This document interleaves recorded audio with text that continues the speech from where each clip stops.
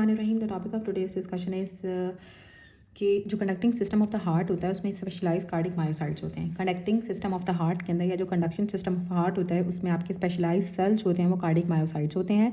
Ductus arteriosus birth के फ़ौरन बाद क्लोज हो जाता है। अब एक पेशेंट को अल्कलोसिस या एसिडोसिस का सिनेरियो था जिसमें पीएच उसकी 7.3 है। 7.3 पीएच का मतलब है कि उसकी पीएच कम हुई हुई है। बायोकार्बोनेट उसके 30 हैं और जो partial pressure of carbon dioxide है वो 50 है। कार्बन डाइऑक्साइड उसकी नॉर्मली जो होती है वो 35 से 45 के दरमियान में होती है। कार्बन डाइऑक्साइड ज़्यादा हुई हुई है और बायोकार्बोनेट जो है वो 28 तक होते हैं, तो बायोकार्बोनेट उसका स्लाइटली रेज्ड है। पीएच कम हो इसका मतलब है एसिडोसिस है, और साथ अगर कार्बन डाइऑक्साइड ज़्यादा हो तो इसका मतलब होता है कि रिस्पायरेटरी एसिडोसिस होती है, और साथ बायोकार्बोनेट स्लाइटली रेज्ड हुआ है तो वो कंपनसेशन हुई हुई है, तो इसलिए उसको रिस्पायरेटरी एसिडोसिस विद कंपनसेशन है। एक पेशेंट था, उसको डायग्नोज किया है नेफ्रोटिक सिंड्रोम। उसकी बॉडी के ऊपर जनरलाइज्ड एडीमा डेवलप हो गया क्योंकि उसका प्लाज्मा ऑन्कोटिक प्रेशर कम हो गया। प्लाज्मा ऑन्कोटिक प्रेशर कम होने की वजह से जनरलाइज्ड एडीमा डेवलप हो जाता है नेफ्रोटिक सिंड्रोम वाले पेशेंट्स में। जो मेम्ब्रेन पोटेंशियल होता है वो -70 से +35 हो गया है क्योंकि सोडियम का इन्फ्लक्स हुआ है। जब सोडियम का इन्फ्लक्स होता है तो मेम्ब्रेन पोटेंशियल नेगेटिव से पॉजिटिव में चला जाता है। डीपोलराइजेशन में पोटाशियम का आउटफ्लक्स होता है। सिवियर हाइपरकैलीमिया डिक्रीज बाइकार्बोनेट की वजह से होता है। जब आपके बाइकार्बोनेट के लेवल कम हो जाते हैं तो आपको एसिडोसिस होगी, और एसिडोसिस की वजह से हाइपरकैलीमिया हो जाता है। और क्योंकि जो हाइड्रोजन आयन होता है वो इनसाइड रहता है on expense of potassium ions, ठीक है, आउटसाइड। तो आपको क्या होगा कि सिवियर हाइपरकैलीमिया बाइकार्बोनेट के कम होने की वजह से होता है, ठीक है। तो जब आपका बाइकार्बोनेट के लेवल कम होंगे तो आपको एसिडोसिस हो रही है। एसिडोसिस की वजह से आपके सेल्स के अंदर पोटाशियम का लेवल ज़्यादा हो जाता है क्योंकि हाइड्रोजन आइन शिफ्ट होता है, हाइड्रोजन आइन इन साइड से ऑन एक्सपेंस ऑफ पोटाशियम आइन आउटसाइड। तो पोटाशियम बाहर से अंदर आएगा और हाइड्रोजन अंदर से बाहर जाता है एसिडोसिस को करेक्ट करने के लिए, इसलिए आपको हाइपरकैलीमिया डेवलप हो जाता है जब आपको एसिडोसिस होती है। और एसिडोसिस तब होती है जब आपके बाइकार्बोनेट के लेवल कम हो जाते हैं। तो जब आपका बाइकार्बोनेट कम होगा तो आपको सिवियर हाइपरकैलीमिया डेवलप हो सकता है। चीज़ को आपने इमर्स किया हाइपरटोनिक यूरिया सोल्यूशन के अंदर। एक हाइपरटोनिक सोल्यूशन के अंदर जब आप आरबीसीज़ को रखोगे तो जो आरबीसीज़ की मेम्ब्रेन होती है वो फ्रीली परमेबल होती है यूरिया के लिए। तो उसमें क्या होगा, आरबीसीज़ जो है वो हीमोलाइज हो जाएंगे। हीमोलाइज किस तरह होंगे, सबसे पहले जब आप हाइपरटोनिक सोल्यूशन के अंदर आरबीसीज़ को रखोगे तो वो श्रिंक कर जाएंगे और उसके बाद वो स्वेल कर जाते हैं एंड देन हीमोलाइज हो जाते हैं। तो आरबीसीज़ ने हीमोलाइज हो जाना है जब उनको हम हाइपरटोनिक सोल्यूशन या हाइपरटोनिक यूरिया के सोल्यूशन में रखते हैं। अब एक पेशेंट है, उसकी यूरिन की ऑस्मोलैलिटी 900 है लेकिन प्लाज्मा की ऑस्मोलैलिटी 230 है। अगर तो प्लाज्मा की ऑस्मोलैलिटी 300 से कम हो या 290 से कम हो और साथ उसका एक्स्ट्रासेलुलर फ्लूइड वॉल्यूम ज़्यादा हुआ है तो उसको SIADH होगा कि syndrome of inappropriate anti diuretic hormone. और नेक्स्ट MCQ दिया हुआ है, जो कंसनट्रेटेड यूरिन होता है एक पेशेंट के अंदर बन रहा है कंसनट्रेटेड यूरिन और साथ उसको प्यास भी बहुत ज़्यादा लग रही है तो वाटर डेप्रीवेशन, ठीक है। अगर तो कंसनट्रेटेड यूरिन बने और साथ उसको थर्स्ट भी ज़्यादा हो तो ये वाटर डेप्रीवेशन होगी, ठीक है, कि प्यास भी उसको ज़्यादा लग रही है और साथ कंसनट्रेटेड यूरिन बन रहा है तो इसका मतलब है कि वाटर डेप्रीवेशन है, वो पानी कम पी रहा है। Anti diuretic hormone inositol triphosphate के थ्रू काम करता है। ये इस तरह से भी आता है कि जो एंटी डायूरेटिक हार्मोन होता है वो वेजो कंस्ट्रिक्शन कराता है इनोसिटोल ट्राइफॉस्फेट मैकेनिज्म के थ्रू। इनोसिटोल IP3 मैकेनिज्म के through anti diuretic hormone vasoconstriction कराता है और जो ADH होता है वो IP3 के थ्रू काम करता है। रीनल मेडुला ज़्यादा कंसनट्रेटेड हो जाता है अगर तो ब्लड फ्लो डिक्रीज़ हो जाएगा वेजर एक्टा के अंदर।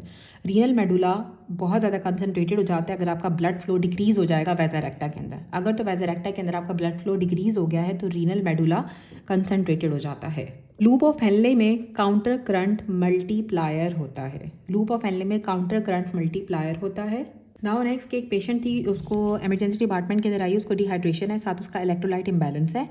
उसको कैंसर था किसी GIT ट्रैक के एक ऐसे पोर्शन का जो उसका रिसेक्ट हो चुका है और उसको नाम नहीं याद आ रहा है। अगर जब आपकी इलियम की रिसेक्शन होती है ना तो पेशेंट को डिहाइड्रेशन होती है और साथ इलेक्ट्रोलाइट का इम्बैलेंस हो जाता है।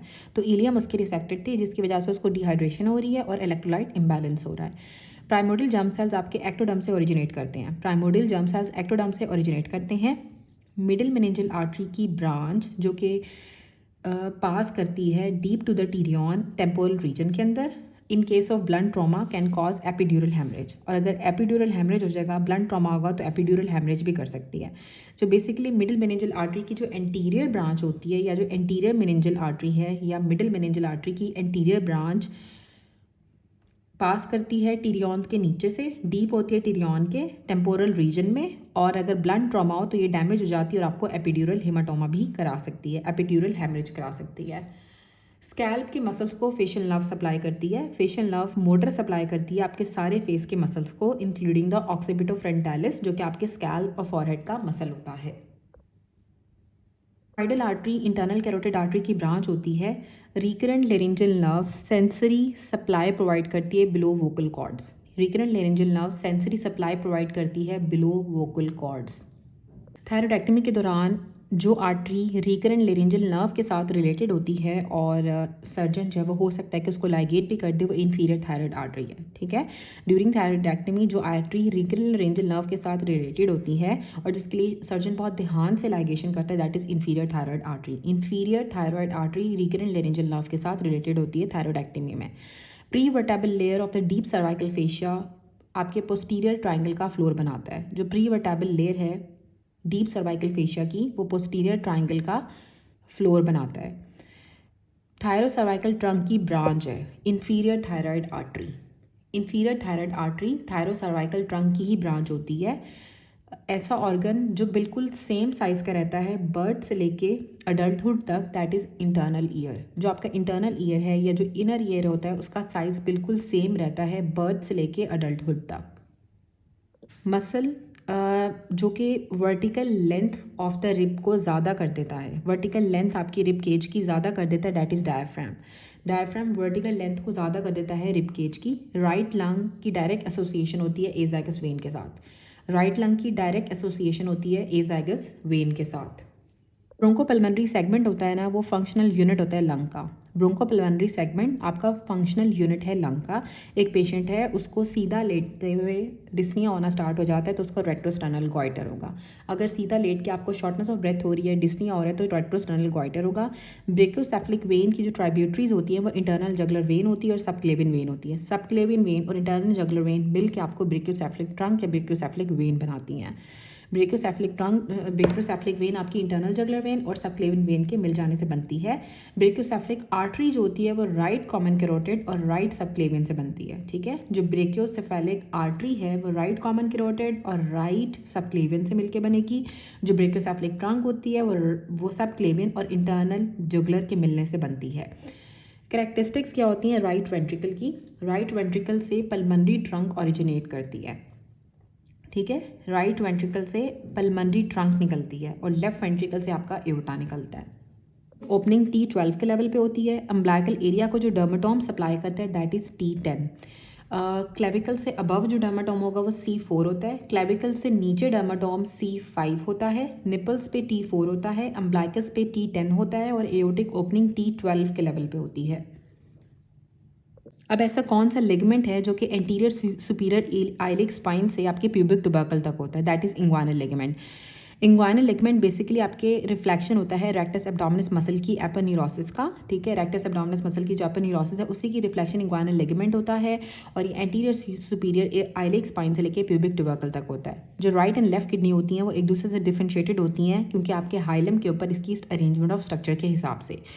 वर्टेबल बॉडीज़ किस लिगामेंट से लिमिटेड होंगी? तो इंटीरियर और पोस्टीरियर स्पाइनल लिगामेंट से आपकी वर्टेबल बॉडीज़ अपनी जगह पे रहती हैं, लिमिटेड होती हैं, लेकिन posterior spinal ligament best hearing, क्योंकि इंटीरियर की भी ऑप्शन दी हुई तो आप पोस्टीरियर स्पाइनल को करेक्ट करोगे। वर्टिब्रा जो कि बॉडी बनाता है अपने से ऊपर वाले वर्टिब्रा की, दैट इज़ C2, ठीक है। क्योंकि जो आपका एटलस होता है उसकी अपनी तो कोई बॉडी नहीं होती है, तो जो एक्सिस की तो अपनी कोई एटलस की तो अपनी कोई बॉडी नहीं होती है, ना ही स्पाइन होती है। तो जो एक्सिस सेकंड वर्टिब्रा होता है, C2 वर्टिब्रा होता है, वो अपने से ऊपर C1 वाले की बॉडी बनाता है। स्पाइनल कॉर्ड न्यू बॉर्न्स के अंदर L3 के लंबर 3 वर्टिब्रा तक जाती है। L3 तक आपकी स्पाइनल कॉर्ड जाती है न्यू बॉर्न बेबीज़ में। फाइलम टर्मिनल लिमिटेड होता है, लिमिट करता है आपके वर्टेबल लेवल को, वियर द पाया and the arachnoid matter terminates S2, ठीक है। जो फाइलम टर्मिनल है वो लिमिट करता है कि आपका जो वर्टिब्रल लेवल है कौन सा वर्टिब्रल लेवल होता है जहाँ पे आपका पाया और अरेक्नॉइड मैटर टर्मिनेट कर रहा है। तो S2 के लेवल के ऊपर आपका पाया और अरेक्नॉइड मैटर टर्मिनेट करता है। नाउ एक 11 साल की बच्ची थी, उसका आपने एक्सरे कराया बोर्न एज डिटर्मिनेशन के लिए। Secondary ossification centre 11 year old के अंदर lateral epicondyle of the humerus के अंदर होगा। ऑर्गेनेली जो कि सेल्फ रेप्लिकेट करती है, दैट इज़ माइटोकॉन्ड्रिया। ऑर्गेनेली जो कि प्रोटीन्स को पैक करती है, दैट इज़ गोल्गी अपरेटस।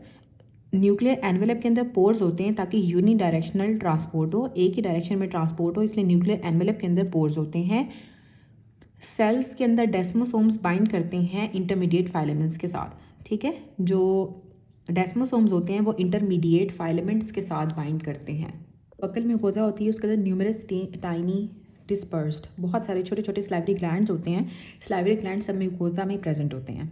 जो मोस्ट इंपॉर्टेंट पैथोलॉजी है जो थ्रोम्बोसिस में होती है that is endothelial injury. Endothelial injury सबसे मेन पैथोलॉजी होती है जो थ्रोम्बोसिस में होती है।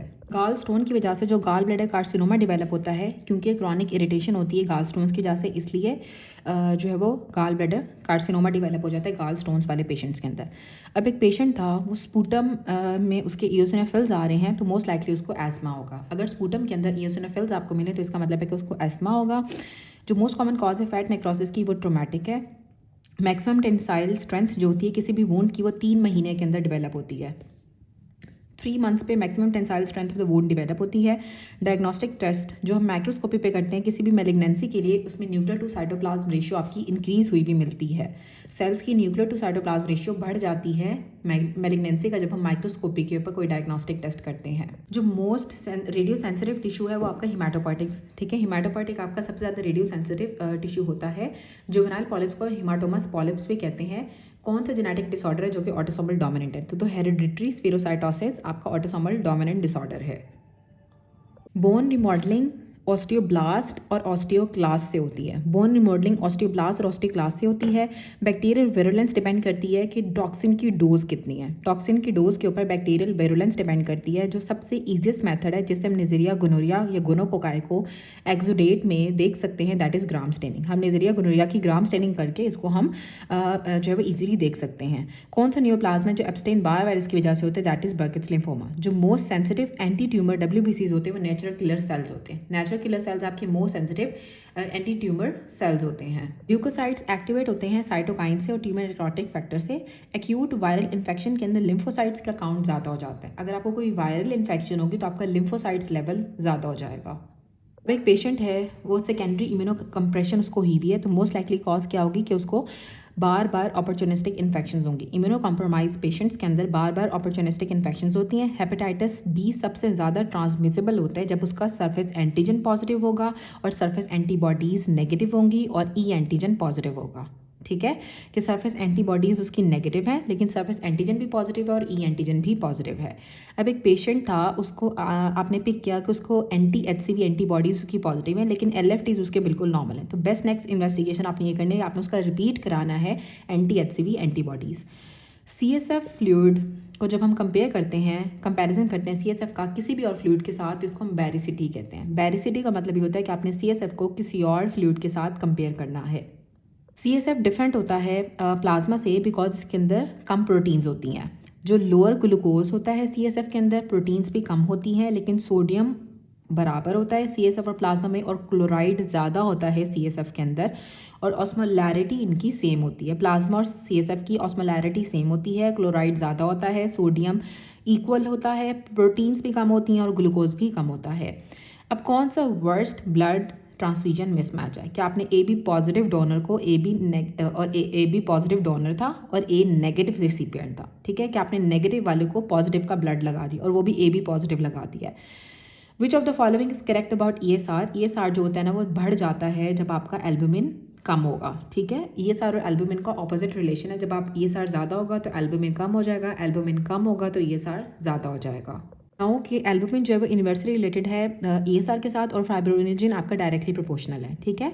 कि जब एल्बुमिन जो होता है जब इंक्रीज़ करेगा तो ESR कम हो जाता है और जब फाइब्रिनोजन इंक्रीज़ करेगा तो ESR भी ज़्यादा हो जाएगा। जो बेस्ट मॉनिटरिंग टूल है जिससे हम हेपरिन के एडमिनिस्ट्रेशन को मॉनिटर करते हैं, आपने APTT कराते हैं। हेपरिन की मॉनिटरिंग के लिए हम APTT कराते हैं। प्लेटलेट्स एग्रीगेट होते हैं थ्रोम्बोक्सिन A2 की वजह से। थ्रोम्बोक्सिन A2 का स्टिमुलस होगा जिसकी वजह से प्लेटलेट एग्रीगेट कर जाते हैं। ल्यूकोट्राइन B4 आपका कीमोटैक्टिक फैक्टर होता है, ठीक है। पहले भी हमारे पास MCQ आया था कि जो ल्यूकोट्राइन B4 होता है वो आपका मोस्ट पोटेंट कीमोटैक्टिक फैक्टर है। फिक्स डायलेटेड पीपल्स अगर आपको एक साइड पे नजर आ रहे हैं, एक साइड के पीपल अगर फिक्स है और डायलेटेड है तो क्रेनियल नर्व 3 की इंजरी होगी, ऑक्यूलोमोटर नर्व आपकी डैमेज हुई है। पार्शियल टोसिस है, ठीक है, और मियोसिस है, प्यूपिल भी उसका कॉन्स्ट्रिक्ट हुआ है तो प्रॉब्लम क्या होगी? हॉर्नर सिंड्रोम, ठीक है।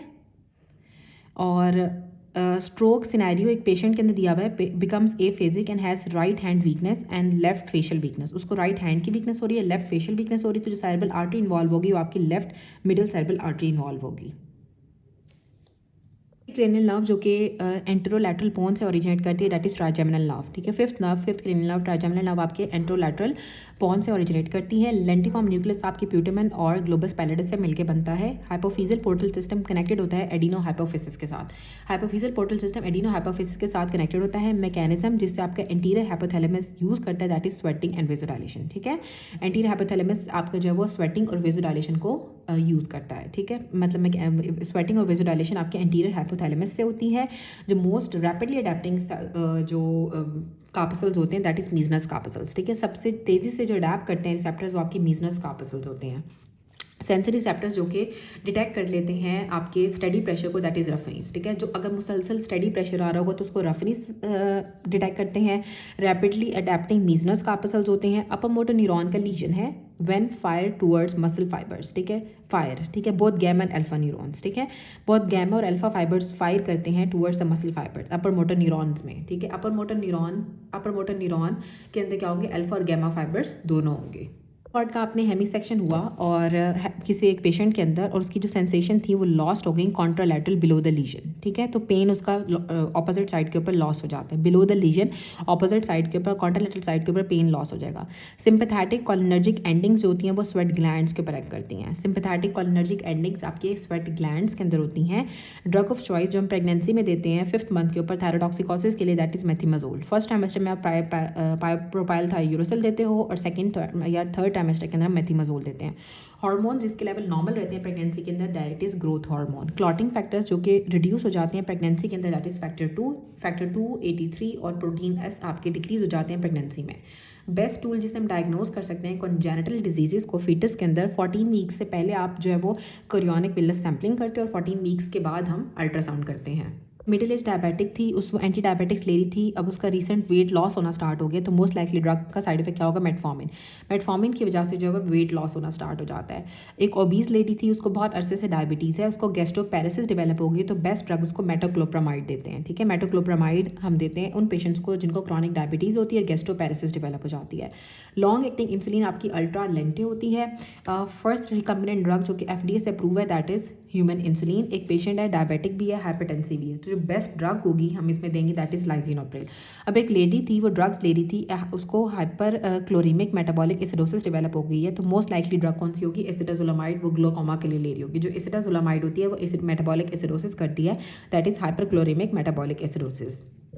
नाउ के एक मिडिल एज मैन है, उसको स्वेयर हाइपरटेंशन है 200/150 की, बेस्ट ड्रग जो होगी वो कैप्टोप्रिल होगी, एस इनहिबिटर्स हम देंगे। एंटीबायोटिक जो मोस्ट लाइकली सूडोमेम्ब्रेनस कोलाइटिस करती है, दैट इज क्लिंडामाइसिन क्लॉस्ट्रिडियम डाइफिसाइल के थ्रू सूडोमेम्ब्रेनस कोलाइटिस कराती है। एंटीबायोटिक जो कि रेडमैन सिंड्रोम कराती है, that is vancomycin. Drug of choice जो हम यूटीआई में देते हैं, अगर सूडोमोनास एरिजिनोजा की वजह से यूटीआई हुआ है तो हम सिप्रोफ्लॉक्सासिन देते हैं। एक गार्डनर था, उसने प्लांट्स को इंसेक्टिसाइड से स्प्रे किया तो उसको ऑर्गेनोफॉस्फेट पॉइजनिंग होगी, तो बेस्ट ट्रीटमेंट में आपने एट्रोपिन देनी है।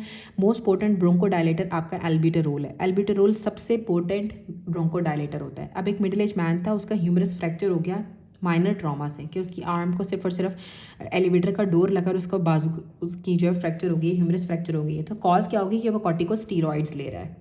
एस्ट्रोजन यूज़ की वजह से वुमेन्स के अंदर एंडोमेट्रियल कार्सिनोमा डेवलप हो सकता है। वार्फिन आपके फैक्टर 2, 7, 9, 10 की सिंथेसिस को अफेक्ट करती है। सोमैटोस्टैटिन पेंक्रियाटिक फिस्टूला में हम इसलिए यूज़ करते हैं ताकि सिक्रीशन को डिक्रीज कर दे। वो ड्रग जो कि एथेरोस्क्लेरोसिस की प्रोग्रेशन को प्रिवेंट करती है, दैट इज एटोर्वास्टैटिन। जो स्टैटिन ड्रग्स होती हैं वो एथेरोस्क्लेरोसिस को प्रोग्रेस नहीं होने देती हैं। ड्रग जो कि पैरास्थीसिया कराती है, नोजिया वॉमिटिंग कराती है, दैट इज आइसोनियाजिड। ड्रग्स जो कि हाइपोकैलीमिया करती हैं, आपके पोटाशियम के लेवल को कम करती हैं, that are antacids. Reusable face mask को हम इथाइलिन ऑक्साइड से क्लीन करते हैं। यूजेबल फेस मास्क को हम इथाइलिन ऑक्साइड से क्लीन करते हैं। Change of flow from laminar to turbulent independent होता है लेंथ के। जो चेंज ऑफ फ्लो है वो डेंसिटी, विस्कोसिटी, डायमीटर, वेलोसिटी इन सब पे डिपेंड कर सकता है, लेकिन लेंथ के ऊपर डिपेंड नहीं करता है जो चेंज ऑफ फ्लो होगा लैमिनर से टर्बुलेंट। इन्हेलेशनल एनेस्थेटिक की पोटेंसी डिपेंड करती है लिपिड सॉल्युबिलिटी के ऊपर। इन्हेलेशनल जो आपके एनेस्थेटिक्स होते हैं वो डिपेंड करते हैं कि वो कितने लिपिड सॉल्युबल है। जितना लिपिड सॉल्युबल होगा उतनी ज़्यादा वो पोटेंट होगा। स्वेयर हाइपरकैलीमिया हो सकता है जब आप इमीडिएट बर्न्स वाले पेशेंट्स को सक्सेनाइल कॉलिन देते हो। सक्सेनाइल कॉलिन जब आप इमीडिएट बर्न्स वाले पेशेंट्स को देते हैं तो उनको स्वेयर हाइपरकैलीमिया हो सकता है। अब एक पेशेंट है, उसको नेक्रोसिस डेवलप होगी है ब्रेन के अंदर बैक्टीरियल इन्फेक्शन की वजह से, तो लिक्विफेक्टिव नेक्रोसिस होती है ब्रेन में। कौन सा फ्लूइड ऑफ चॉइस होता है जो हम पैराडॉक्सिकल एसिड यूरिया के अंदर देते हैं? एसिड यूरिया के अंदर वैसे हम नॉर्मल सलाइन देते हैं और पैराडॉक्सिकल एसिड यूरिया के अंदर हम हाफ नॉर्मल सलाइन देंगे जो कि 0.45% नॉर्मल सलाइन होता है। बेस्ट आईवी फ्लूइड जो हम यूज़ करते हैं अगर आपको थर्ड स्पेस का लॉस हो गया, थर्ड स्पेस का जब लॉस होता है तो जो बेस्ट आईवी फ्लूइड यूज़ करते हैं दैट इज़ रिंगर लैक्टेट। एक पेशेंट है वो इमरजेंसी के अंदर आया है, स्टैब वुंड था तो उसका ब्लड प्रेशर डिक्रीज़ हुआ होगा। स्टैब वुंड की वजह से उसका बीपी ड्रॉप कर जाएगा। जब आपका इंट्राक्रैनियल प्रेशर ज़्यादा हो जाता है तो आपको ब्लड प्रेशर भी आपका ज़्यादा हो जाता है लेकिन आपकी हार्ट रेट डिक्रीज़ कर जाती है। इसको हम कशिंग रिफ्लेक्स कहते हैं। जब आपका इंट्राक्रैनियल प्रेशर ज़्यादा होता है तो आपका ब्लड प्रेशर भी ज़्यादा हो जाता है और आपका हार्ट रेट कम हो जाता है। सॉर्ट विद द पेरेंट्स अगर आपको ईसीजी के ऊपर आ रही है, साथ आपको 3:1 ब्लॉक मिल रहा है, 250 पर मिनट आपका एट्रियल रेट आ रहा है तो ये एट्रियल फ्लटर होगा। बेस्ट वे जिससे हम एट्रोजेनिक इन्फेक्शन को प्रिवेंट कर सकते हैं, आपने रेगुलर या फ्रीक्वेंट हैंड वॉशिंग करनी है। 100 cc एयर जब आपके बॉडी के अंदर जाती है तो उससे एयर एम्बोलिज्म डेवलप होता है। निसल्स ग्रैन्यूल्स आपके रफ एंडोप्लाज्मिक रेटिकुलम के अंदर होते हैं। अल्फा मोटर न्यूरॉन्स आपके माइलिनेटेड होते हैं। ऑब्स्ट्रक्टिव लंग डिजीज़ के अंदर आपकी फंक्शनल रेजिडुअल कैपेसिटी इंक्रीज़ कर जाती है। ठीक है, जो फंक्शनल रेजिडुअल कैपेसिटी होती है वो इंक्रीज़ कर जाती है ऑब्स्ट्रक्टिव लंग डिजीज़ के अंदर। कंप्लीट सेंसेशन लॉस हो गई है तो कौन सी चीज़ अफेक्ट होगी? डॉर्सल कॉलम लीजन होता है जब आपकी कंप्लीट सेंसेशन लॉस हो जाती है। जो पेन और टेम्परेचर होते हैं वो लॉस्ट होते हैं कॉन्ट्रालैटरल। ठीक है, और जो वाइब्रेशन, प्रोप्रियोसेप्शन और 2 पॉइंट डिस्क्रिमिनेशन होती हैं वो यूनिलैटरल फैशन के अंदर लॉस होती हैं जब हेमी सेक्शन होता है स्पाइनल कॉर्ड का। ठीक है, जो पेन और टेम्परेचर है वो अपोजिट साइड के जाएंगे और वाइब्रेशन, प्रोप्रियोसेप्शन और 2 पॉइंट डिस्क्रिमिनेशन सेम साइड की जाती हैं जब आपका स्पाइनल कॉर्ड का हेमी सेक्शन होता है। मैक्सिमम डेविएशन हो गई है लेफ्ट साइड के ऊपर हीमोग्लोबिन डिसोसिएशन कर्व की, क्योंकि जब आपकी कार्बन मोनोऑक्साइड की पॉइजनिंग होती है तो एक्सट्रीम लेफ्ट शिफ्ट हो जाती है हीमोग्लोबिन डिसोसिएशन कर्व की। रेशियो डेंसिटी ऑफ सोल्यूशन की डेंसिटी ऑफ वाटर के साथ जो हम लेते हैं उसको हम स्पेसिफिक ग्रेविटी कहते हैं। स्पेसिफिक ग्रेविटी में हम डेंसिटी ऑफ अ सब्सटेंस को किसी भी to the density of the given reference material के साथ, यूजुअली वाटर के साथ लेते हैं। ठीक है, किसी भी सब्सटेंस की डेंसिटी को अगर हमने वाटर की डेंसिटी के साथ कंपेयर करना है तो उसकी हम स्पेसिफिक ग्रेविटी के बारे में पढ़ रहे होते हैं। ड्रग जो कि एसिनिटोबैक्टर बोमिनाई के लिए हम यूज़ करते हैं दैट इज़ इमीपेनिम। कार्बापेनिम्स या इमीपेनिम्स को हम यूज़ करते हैं एसिनिटोबैक्टर के लिए, जिसमें आपके एक्टिनिमाइसिस के लिए पेनिसिलिन्स को यूज़ करते हैं। सल्फोनामाइड्स, नोकार्डियल और कार्बापेनिम्स यूज़ करेंगे। ड्रग जो कि गैस गैंग्रीन के लिए यूज़ करते हैं that is penicillin. IV drug abusers को स्टैफ और इसकी इन्फेक्शन हो गई है तो आपने क्लॉक्सासिलिन देनी होती है। अच्छा, हार्ट रेट अगर आपका डबल हो जाएगा, हार्ट रेट अगर आपका डबल हो गया तो कार्डिक साइकिल आपका 0.4 सेकेंड्स का हो जाता है। हार्ट रेट डबल हो गया तो आपका कार्डिक साइकिल 0.4 सेकेंड का हो जाएगा। नॉर्मल ड्यूरेशन हार्ट आपकी 0.8 सेकेंड्स होती है। अगर हम हार्ट रेट को डबल करते हैं तो आपका जो कार्डिक साइकिल होता है वो हाफ हो जाता है। इंटरनल ऑफ्थेल्मोप्लेजिया किडनी नर्व 3 की वजह से होता है। इंटरनल ऑफ्थेल्मोप्लेजिया इन्वॉल्व करता है आपके कॉन्स्ट्रिक्टर प्यूपिलाई को और आइरिस को सिर्फ और सिर्फ। ठीक है, और आपके एक्स्ट्रा ऑकुलर मसल जो है वो स्पेयर हो जाते हैं जब आपकी क्रेनियल नर्व 3 का लीजन होगा। काफ मसल्स की एट्रॉफी होगी, साथ एंकल मसल्स की वीकनेस है तो उसको लो मोटर न्यूरॉन का लीजन होगा और इन्वॉल्व करे इसके एंटीरियर हॉर्न सेल्स को। मसल्स वीकनेस और एडीमा क्वाशियोकोर डिजीज़ के अंदर होता है कि मसल की वीकनेस भी होती है और साथ एडीमा हो जाता है। लिम्फॉइड फ्लो कम हो जाता है जब आपका कैपिलरी ऑन्कोटिक प्रेशर ज़्यादा हो जाता है। ड्रग जो हम सम एलर्जीज़ के अंदर देते हैं with respiratory distress, IV steroids. ठीक है, आईवी स्टीरॉइड्स हम एलर्जीज़ के अंदर दे सकते हैं अगर आपको एलर्जी की वजह से रिस्पायरेटरी डिस्ट्रेस डेवलप हो गया हो, लेकिन बेस्ट आपने आईवी एड्रीनालिन या फिर इंट्रामस्कुलर एड्रीनालिन देनी होती है। ब्रेकोसेफलिक वेन जो होती है वो इंटरनल जगुलर वेन या फिर सबक्लेवियन वेन के मिलने से बनती है।